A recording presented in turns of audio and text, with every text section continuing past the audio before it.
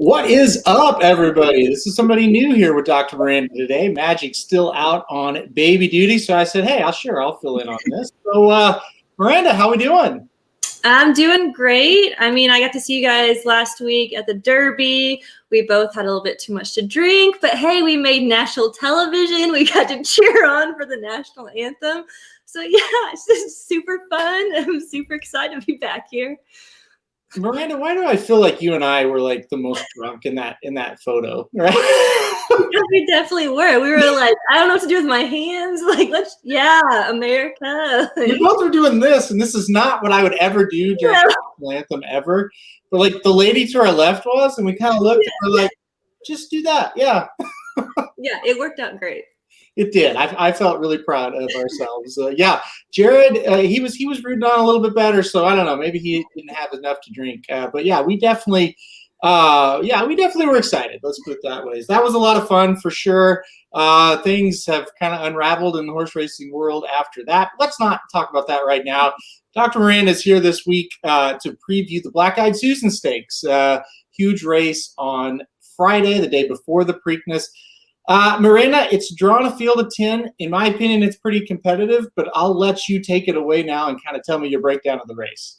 Yep. So to start off, I'm just super excited back at Pimlico. Last year, I got to do the picks for you guys in the guide, and I did really well. I mean, I haven't been asked back to do it, but we'll see in the future.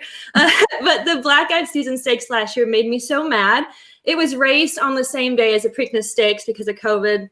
I had to pick 5. And I don't know why I always do this to myself. I singled Bonnie South. And of course, Brad Cox likes to screw me on my tickets. So last night I was just watching a lot of old Black-Eyed Susan Stakes back to back. And it seems to me that Pimlico likes to play to speed. And another thing to consider with this field is the distance. And a lot of these horses have not gone this far. If you look back at the Oaks, only 3 of those horses had ever gone that far. And 2 of them went number 1 and 2.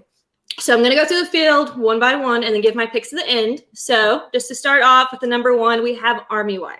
She draws a rail, which could benefit her with Rosario. She got 3rd in the Gazelle behind Maracuja and Search Results, who were both in the Kentucky Oaks, but she was also 6 lengths behind the winner.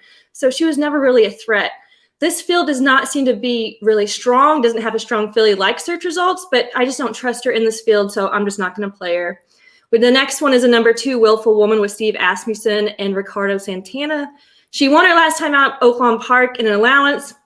The one time she did face Stakes Company was the Honeybee Stakes, and she completely faltered, ran her worst buyer. And her best races are in the slot versus dry dirt. And it's not supposed to rain between now and Friday, so I don't think the track's going to be playing favorable to her, so I'm also not going to use her.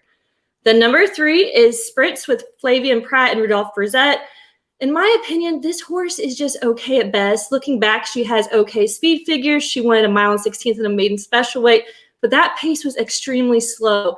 Both of her last races where she did really good were both on synthetic.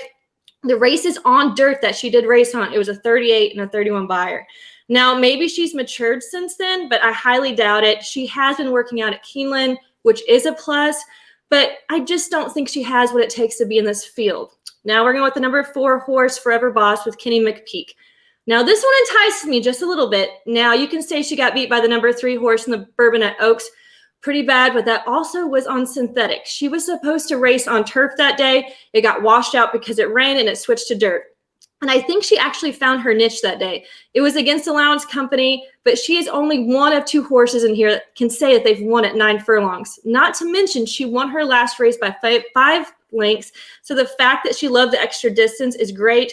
But the problem is she's going to have to stay in front of the pack to have really a chance in this at all. Now we're going to go with the number 5, Lady Traveler.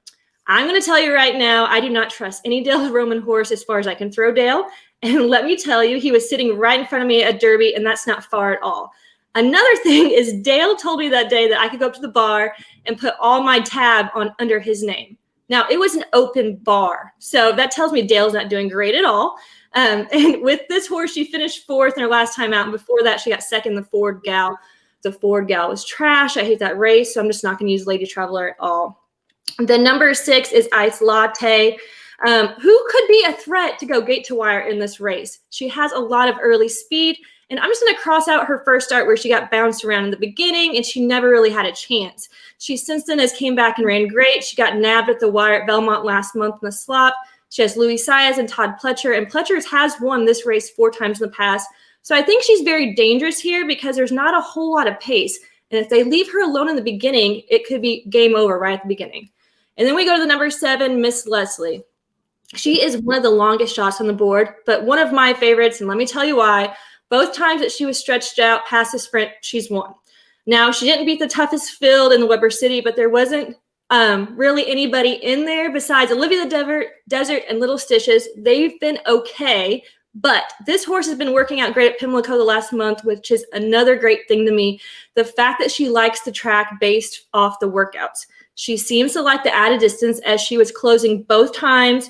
So it seems to me like she has more to offer in this race. I just worry she's going to let the others get a little bit too far ahead of her. Now, the number 8 is Grass is Blue. You have Chad Brown and Irad Ortiz. This horse is going to take a lot of money, no doubt. But just like Army Wife, she finished way behind Search Results in the Gazelle. Her upside, though, is that she is Search Results stablemate, and I don't think Chad would put her here unless she had a chance. She has won at this distance. It was a slower pace, but a win is a win at this chance. Her last 2 buyers are better than most in the field. I think she could be dangerous with Irad on top. Then we're going to go to Brad Cox and Florent Giroux, who I absolutely did not trust the entire Kentucky Derby weekend. Besides, she shares the devil. It seems like they came up a little bit empty on all the races. This horse did have enough points to go to the Oaks, but Cox said the reason he didn't put her in the Oaks is that the water was too deep. But the 2 horses he had in the Oaks didn't do much either. So is she worse than them? She hasn't gone this distance, so that's a huge question mark to me. She does have Pioneer of the Nile, so she is bred for the distance. I'm just not sure she's going to want it. The last horse is Beautiful Gift with Bob Baffert and Johnny V. Despite all the drama that's going on right now with Bob Baffert, Johnny V is riding lights out. He won the Oaks. He won the Derby. He won last week with Channel Cat. He just knows how to win races right now. However, the fact that this horse is coming all the way from California scares me because that's not the strongest field of fillies out there. She barely beat Miraz, who's in the Oaks, and she had no excuse last time. She had no final kick and draws outside, which I think is going to be even tougher. So with all of that said, my top pick is a number 7, Miss Leslie. With those odds and not how strong this field is, I say why not take a shot and try to catch some prices. Underneath an exacta, I'm going to put Ice Latte and Forever Boss. This is going to be a 4, 6, 7 box.